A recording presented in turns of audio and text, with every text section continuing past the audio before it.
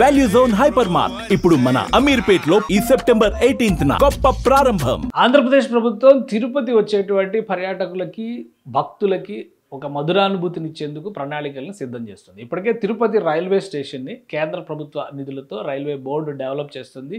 అంతర్జాతీయ స్థాయి ప్రమాణాలతో దేశవ్యాప్తంగా ఉన్నటువంటి రైల్వే స్టేషన్స్ని రీడిజైన్ చేస్తున్నటువంటి విషయం అందరికీ తెలిసింది. అదే తరహాలో ఆంధ్రప్రదేశ్ ప్రభుత్వం కూడా తిరుపతి రైల్వే స్టేషన్ని రీమోడల్ చేసేటువంటి ప్రాసెస్లోకి అడుగులు వేస్తుంది. దీనికి సంబంధించి ఏపీఎస్ఆర్టీసీతో పాటు national highway logistics management limited అంటే నేషనల్ హైవే అథారిటీస్ ఆఫ్ ఇండియాకి సంబంధించినటువంటి ఒక కీలక విభాగం ఈ లాజిస్టిక్స్ డెవలప్మెంట్స్లో భాగంగా ఒక స్పెషల్ పర్పస్ వెహికల్ రన్ చేసేటువంటి వ్యవస్థ. దీన్ని కూడా ఇంటిగ్రేట్ చేస్తూ తిరుపతిలో అధునాతనమైనటువంటి బస్ స్టాండ్ని నిర్మించే విధంగా చర్యలు తీసుకోవాలని ఆంధ్రప్రదేశ్ ప్రభుత్వం ప్రణాళికలను సిద్ధం చేస్తుంది. గతంలోనే ఈ డిజైన్స్ కొన్ని వచ్చినాయి. వీటికి సంబంధించినటువంటి 5 మోడల్స్ని ఏపీ ప్రభుత్వం ముఖ్యంగా సీఎం చంద్రబాబు నాయుడు సమీక్షించారు. వాటిలో కొన్ని మాడిఫికేషన్స్ని కూడా సజెస్ట్ చేసినట్టుగా సమాచారం ఉంది. రాబోయేటువంటి రోజుల్లో ఒక మాల్ తరహాలో అలానే తిరుపతి వెంకటేశ్వర స్వామిని రిఫ్లెక్ట్ చేసే విధంగా 7 అంతస్తుల భవనం తరహాలో కనిపించే విధంగా ఒక 13 ఎకరాల విస్తీర్ణంలో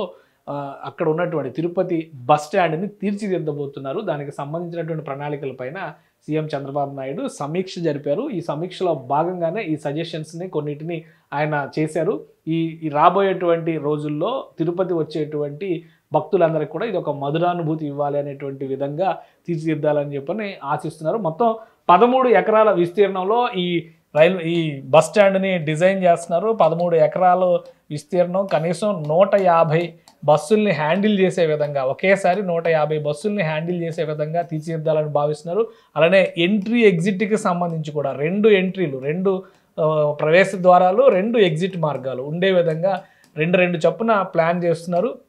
ఇక ఏకంగా టెర్రస్ పైన అయితే హెలికాప్టర్ ల్యాండింగే ఉండే విధంగా ప్లానింగ్ చేస్తున్నారు. వీటన్నిటిపైన సీఎం చంద్రబాబు నాయుడు ఆల్రెడీ సమీక్ష జరిపారు. దీనికి సంబంధించి ఎంత ఖర్చు అవుతుంది, అలానే ఫ్యూచర్ని డిసైడ్ చేసే విధంగా, ఫ్యూచర్ని ఆకట్టుకునే విధంగా ఈ డిజైన్లన్నీ ఉండాలి. కంప్లీట్గా సోలార్ పవర్ సొల్యూషన్స్ తీసుకురావాలి. ఇందులో షాపింగ్ మాల్స్, వచ్చినటువంటి యాత్రికులు ఒకవేళ వెయిట్ చేసేటువంటి సమయం ఉంటే కనుక వాళ్ళకి రిక్రియేషన్ ఉండే విధంగా కొన్ని మాల్స్ని, కొన్ని రిక్రియేషన్ ఏరియాస్ని ఏర్పాటు చేయాలి. ఇక్కడి నుంచి టూరిజంను ప్రమోట్ చేసే విధంగా అవకాశం ఉన్నంత వరకు పరిశీలన జరపాలంటే రోప్ వే మార్గాలు వంటి వాటిని కూడా ఏర్పాటు చేయాలని చెప్పని ముఖ్యమంత్రి చంద్రబాబు నాయుడు సూచించినట్టుగా సమాచారం. సో మొత్తం ఇప్పుడు ఉన్నటువంటి డిజైన్స్లో ఫైనల్గా ఏది అప్రూవ్ చేస్తారనేది కొంచెం క్లారిటీ రావడానికి సమయం పట్టొచ్చు. కానీ పనులు వీలైనంత వేగంగా ప్రారంభించాలి. 2 నుంచి 3 ఏళ్లలో ఈ కొత్త బస్ స్టాండ్ను వినియోగంలోకి తీసుకురావాలని చెప్పని ఏపీ సీఎం చంద్రబాబు నాయుడు భావిస్తున్నారు. ఎందుకంటే రోజుకి 1,00,000 మంది యాత్రికులు తిరుపతిని సందర్శించేటువంటి అవకాశం ఉంటుంది. కాబట్టి 1,00,000 మంది బస్సు ద్వారా ప్రయాణించినా కానీ తట్టుకునే విధంగా దీన్ని రూపొందించాలని చెప్పని ఏపీ సీఎం సజెస్ట్ చేశారు.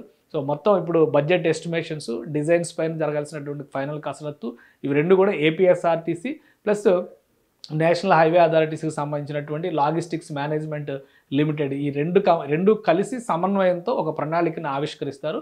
వీలైనంత వేగంగా ఈ ప్రాజెక్టుని ల్యాండ్ చేయాలని చెప్పని ఆంధ్రప్రదేశ్ ప్రభుత్వం భావిస్తుంది. దీనికి కావాల్సినటువంటి వనరులు సమకూర్చేటువంటి విషయంలో అవసరమైతే ప్రైవేటు భాగస్వామ్యాన్ని ఎంతవరకు తీసుకోవాలి దానిపైన కూడా ఒక సమీక్ష జరపాలని చెప్పని సీఎం చంద్రబాబు నాయుడు సూచించారు. ఇక రాబోయేటువంటి రోజుల్లో తిరుపతి వచ్చేటువంటి యాత్రికులకి ఈ 13 ఎకరాల విస్తీర్ణంలో నిర్మించబోయేటువంటి సువిశాలమైన బస్ స్టాండ్ ఒక ప్రధాన ఆకర్షణగా మారేటువంటి అవకాశాలు కనిపిస్తున్నాయి.